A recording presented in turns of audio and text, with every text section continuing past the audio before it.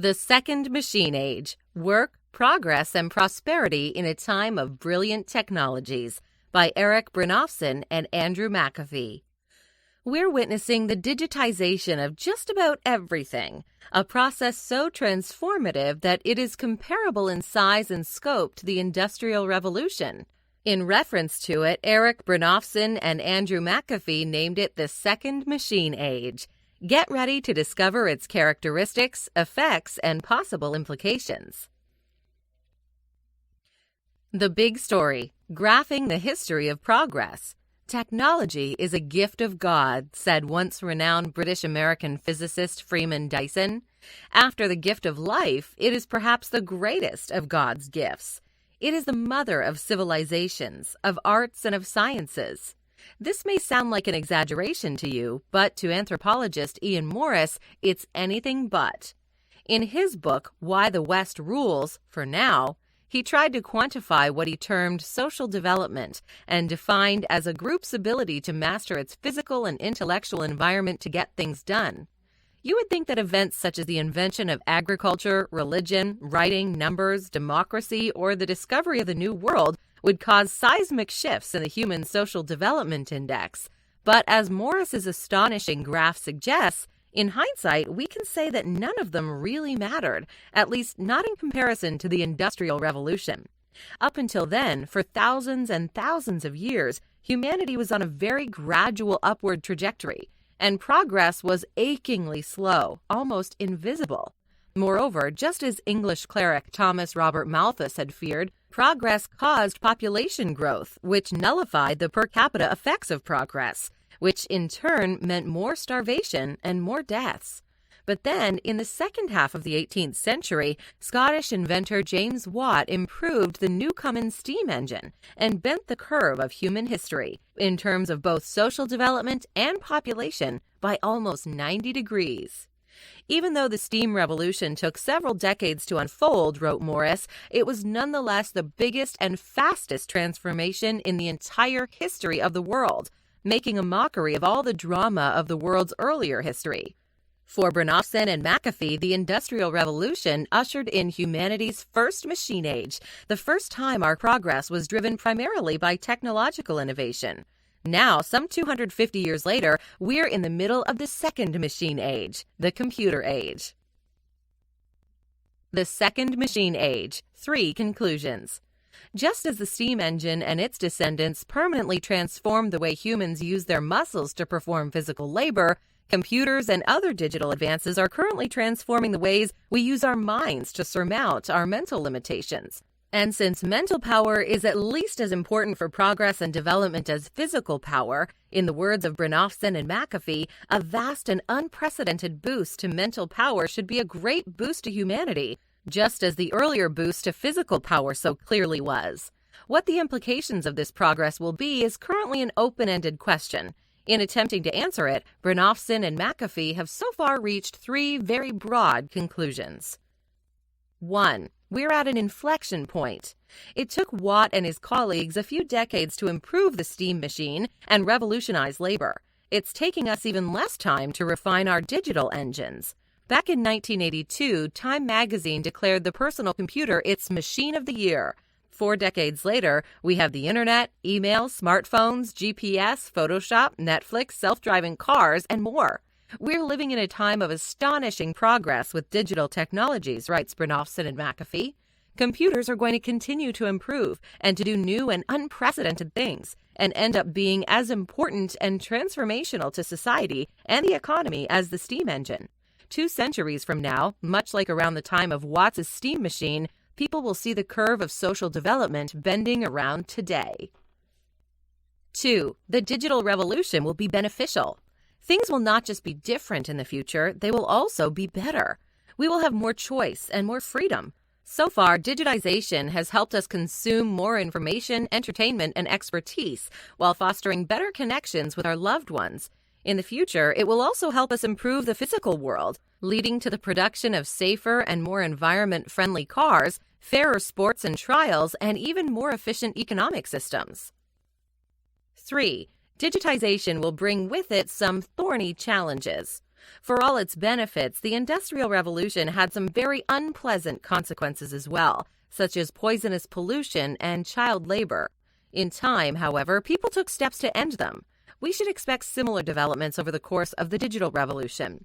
The rapid progress will leave some people behind, while allowing some companies to become extremely powerful and influential.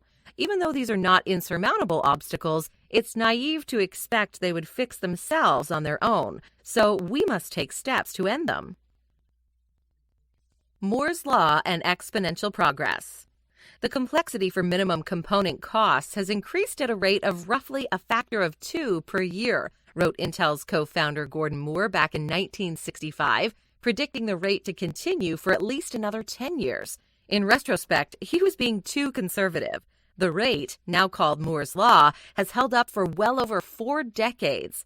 This is an amazing pace. At no point in history have cars gotten twice as fast or twice as fuel efficient every year or two for 50 years, and yet the exponential growth in computing capacity shows no signs of stopping. Back in 1996, the ASCI Red was the world's fastest supercomputer. It cost $55 million to develop. It occupied nearly 1,600 square feet, about 80% of a tennis court, and used in a single hour as much electrical energy as 800 homes would. It was taken out of service just a decade later, because by then its computing capacity was matched not by other supercomputers, but by a video game console that drew only 200 watts and cost about $500, the Sony PlayStation 3. That's what exponential progress, one of the most fundamental characteristics of the second machine age, makes possible. Within a single decade, it makes things more than 500 times better, smaller, and cheaper than their predecessors. Apple's 2011 iPhone 4S was about as powerful as Apple's top-of-the-line PowerBook G4 from 2001. Back then, only supercomputers could deal with speech recognition, and now they're available on mobile phones. In 2004, the best autonomous vehicle, Carnegie Mellon University's Sandstorm, could only travel about 7.4 miles across the Mojave Desert.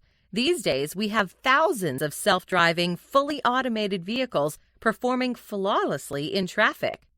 In a sentence, exponential progress turns science fiction into a reality in the blink of an eye. However, at least so far, this doesn't apply to all spheres. For example, building a machine that can even beat the most talented humans in chess, Go, and even Jeopardy has proven relatively easy, but building a machine that matches the skills of even the least trained manual worker is fiendishly difficult.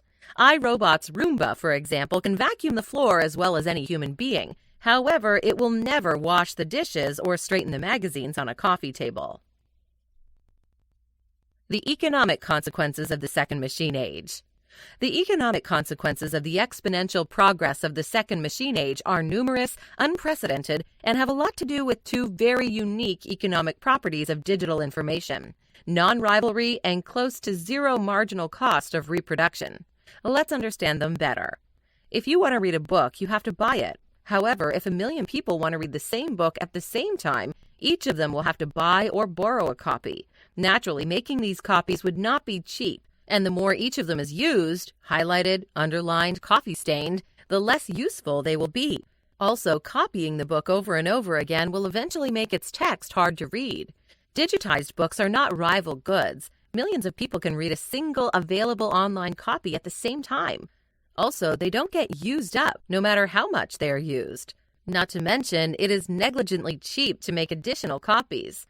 Perhaps most importantly, each copy is a perfect replica of another and can be sent across the planet almost instantaneously and with insignificant costs. Due to these interesting properties with digitized information, abundance is the norm rather than scarcity. This goes against economic logic and consequently has some interesting implications. Most importantly, the proliferation of free or nearly free products, despite increasing our standards, pushes downward the gross domestic product, GDP. Instead of paying thousands of dollars for an encyclopedia, you can now gain electronic access to Wikipedia for just a few pennies. However, this reduces production and makes the GDP travel in the opposite direction of our true well-being. So despite being the most widely used indicator of a healthy economy, the GDP may also become the least adequate indicator, getting faultier as more things are digitized. Policy recommendations. To illustrate the economic implications of the second machine age better, Brynjolfsson and McAfee introduced two economic concepts, bounty and spread. Bounty, they explain, is the increase in volume, variety, and quality, and the decreasing cost of the many offerings brought on by modern technological progress. Spread is the ever bigger differences among people in economic success, in wealth, income, mobility, and other important measures. Though the spread caused by the digital revolution is talent-biased and at heart may seem more than just the spread in the past, it is also far more destructive and less controllable. The stars and the superstars of any field today earn a larger share of the overall income and are thus blessed with much better opportunities, while the majority of the population is left behind. Though the average income continues to rise with every passing year, the median income is falling. In plainer words, there's an increase in overall productivity, but most workers are making less and less. Understandably, the economic objective of the second machine age should be to maximize the bounty while mitigating the negative effects of the spread. To end this, Brynjolfsson and McAfee offer a few policy recommendations. 1. Teach the children well. Today's educational system is a remnant of the Industrial Revolution. We must move away from standardization towards experimentation, from predefined curricula to longer school hours with more after-school activities. 2. Restart startups. Ever since Joseph Schumpeter, entrepreneurship has been linked to innovation and economic growth, so we must make things easier for entrepreneurs, both in terms of regulations and in terms of starting businesses. 3. Make more matches. We must improve databases such as LinkedIn that link employers and employees. 4. Support our scientists. Scientific research should receive more federal funding. We should also reform the outdated intellectual property regime. 5. Upgrade infrastructure. Governments must invest more in infrastructure and improve roads and bridges to make commerce function more smoothly. 6. Tax wisely. Some types of production generate bads alongside goods. We must tax the former. Pollution is a good example. It's also not a bad idea to raise taxes on renting and upper income brackets to deal with the gap and the bad spread. Final notes. The second machine age is a well-researched, fundamentally optimistic, and all-around fascinating book exploring the effects and implications of digital technology on our lives and societies. Highly recommended. Hi, I'm Rhonda, and this is an exclusive audiobook video recorded for the Audiobook Master Channel. Enjoy your audiobook and have fun learning. Don't forget to subscribe and hit the notification button so you'll get updated on our next upload. If you liked the video, give us a thumbs up and say your thoughts about the book we just covered. Do you want to listen to a summary or review of a book that we haven't covered in the past? Say it in the comments below or send us a message. Don't forget to check our other uploads. Enjoy listening!